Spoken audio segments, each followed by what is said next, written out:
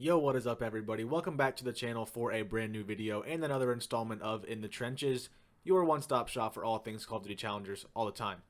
Haven't heard from me in a while, unfortunately have not had much time to make videos lately, but I have been planning this video for a little while now and it's a great time to talk about it, so we're going to talk about it today. We're going to talk about the state of COD Challengers and how it is looking chalked.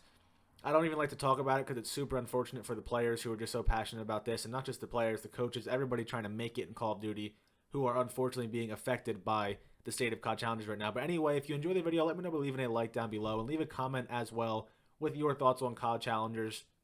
What do you think the future looks like, what the outlook is, all of that. Let me know down below. I'd love to have a conversation with you down there.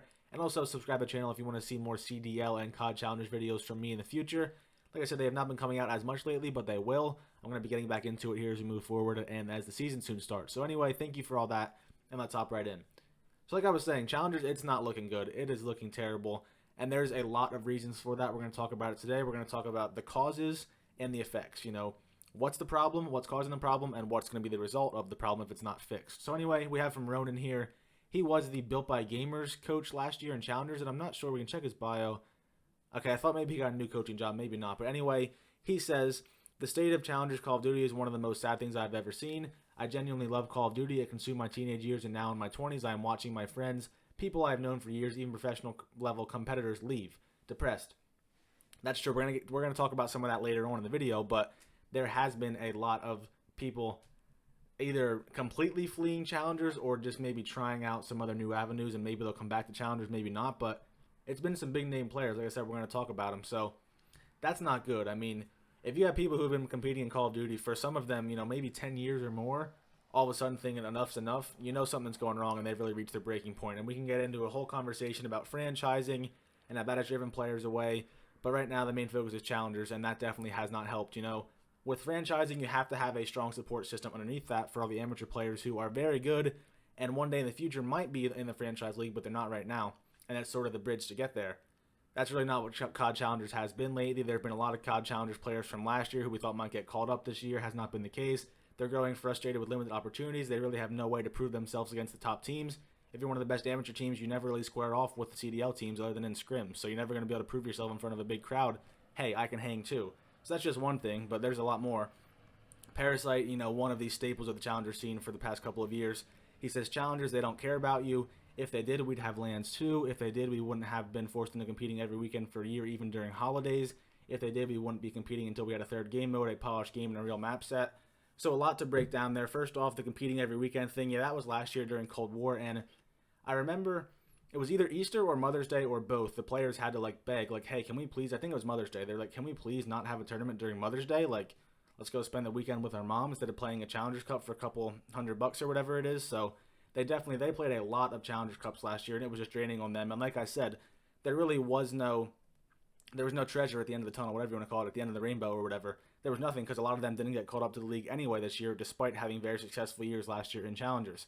And then he also says we wouldn't be competing until we had a third game mode, a polished game, and a real map set. And we're going to get into that further here with the next tweet, but that's been a main source of frustration. I was vouching for Challengers players. You know, I'm not really anybody in the Challenger scene, but I was saying, like, they're pretty much being like test dummies. They're being the hamsters. They don't even have a third game mode. They might play domination. They might play 3 hard points. Like, they should not be competing until we get some of this stuff figured out. And then we're going to see here eventually it does get sorted out. But Royalty says the same kind of thing. The first Challengers Cup is in a week. So this tweet's a couple days old. I was playing this video for a while. But at that point, it was in a week.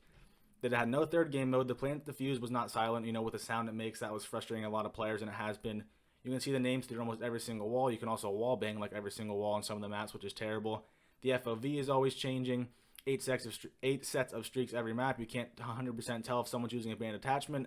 That's a whole nother thing. With the damage mags, you can't even tell for sure if someone's using it or not, and obviously that's not good if you're trying to enforce GAs and enforce competitive integrity, but you can't tell if somebody's cheating. That does not help. So this is a lot of the big issues. The game right now is just not in a good state. And the CDL players, they're not really immune to it because, of course, they're scrimming it. But their season doesn't start for, what, over 2 months yet? So there's plenty of time for their issues to get straightened out before their season starts. But in Challengers, it's a different story. Their season was supposed to start 4 days from now when I'm recording this. So it's coming soon, and they still have a lot of issues that have not been straightened out. And it's just been frustrating a lot of players. And then you see finally over here, Tom Gravity speaks on behalf of the Challengers community, and he says, On behalf of CoD Challengers players, we are requesting that we delay the Challenger season, the start of the Challenger season, until there's a proper third game mode, silent plant diffuse is patched, and major game bugs affecting gameplay are patched. Thank you. And he tags .zeb here. His name is Matt. He manages operations, basically. He's like the go-to guy for the Challenger schedule and all that stuff. And then thankfully, if you can see down here, make sure you can see it, you can. He says, acknowledged and understood. Work has been on a hard pause because Activision gave everyone the week off. Bringing this and other feedback to the team on Monday, so that would have been yesterday when I'm recording this. I did not see an update on if anything came of that. But he said not too thrilled either. It's wild how many things can pop up out of my control at the last minute. Like he said, he references there APAC not even having an announcement for their Challenger scene this year. So at least we have some communication here. It's good to see, but what would be even better to see is to have some of these issues fixed, because you can communicate and say we're working on it, but again, these Challengers players, this is all they have. They have to be competing. If they're going to stick to CoD Challengers and compete and try to make money, make a living, and get into the CDL, they need events, and they can't have events till the game's fixed. So fix the game. That's better. Communication's great, but the next step beyond that is just make the proper changes, and then you don't have to communicate about it because it's fixed. And so far we haven't seen that, but I'm sure hopefully we will see it soon. But anyway, like I was mentioning earlier, there have been sort of an outflow, I guess you would say, of CoD Challengers players leaving the scene. And again, maybe some of them will come back, maybe some won't. We have Mox here. He says, wasn't going to say anything, but I'm stepping back from competing in CoD and going to give myself a shot in Halo. I love the game, and I'm excited for the new challenges I'm faced with. Good luck to all my pro friends still competing and my Challengers friends trying to make it. And he does say then, I would like to return to CoD to play again, as I do love it, hopefully when the state of the game and the league improves. So like I was saying, some of them might not be permanent departures, but some of them are at least temporary with the potential to be long-term departures. So that's not good. Mox, one of the best main ARs in Challengers last year, has been around the Pro CoD League for a while now. Just one of those staples that you really hate to see him go, and you hate to see someone like him who's been around for so long clearly so frustrated where they feel like their only option is to just leave and try a different game. And then beyond Mox, we have a big one here, Saints, who's been around the competitive CoD scene since at least MW3, maybe even longer. I don't know, I wasn't even watching back then, but I know he's been around a long time. He says won everything they were storing in Challengers last year, including Champs, had the best SMG KD.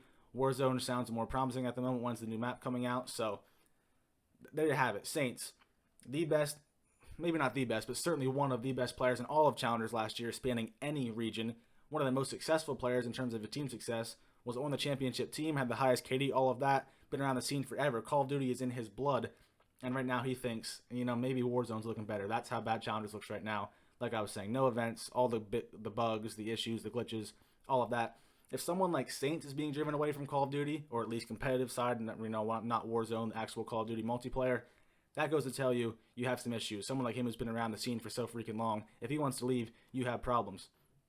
We also have, I'm going to go to this one first, we have GodRX. Now, he's not as high profile as Saints in terms of longevity, but he also was one of the top players in Challengers last year on the North America side. He was on one of the best teams built by gamers.